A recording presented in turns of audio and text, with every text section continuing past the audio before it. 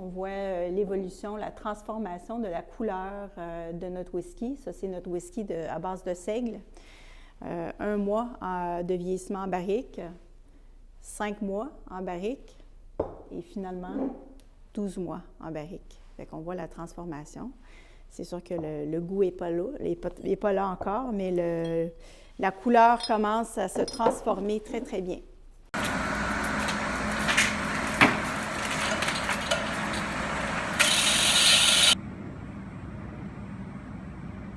Ça commence à sentir le whisky. En effet, ici, c'est le résultat de tout le grain qu'on a utilisé, la cuisson, la fermentation, la distillation. Maintenant, c'est le temps de vieillir le whisky en barrique. C'est un minimum de 3 ans de vieillissement pour une appellation de whisky canadien. Alors, ce qu'on a ici, c'est le seigle, 100% seigle québécois. Ça fait 1 an que c'est en barrique. Et ça sent le ciel. Donc, vous avez 3 types de whisky. On a 3 types de whisky. On a un 100% seigle. On travaille aussi avec du maïs. Fait qu'il va y avoir un whisky à base de maïs. Et troisièmement, on travaille avec l'orge. Fait que ça va être un style single malt. Joanne, on voit que certains barils ont un peu de liquide qui a coulé. La part des anges. La part des anges, les coulisses sur les barriques, c'est normal, mais la part des anges, c'est sûr que ça fait mal.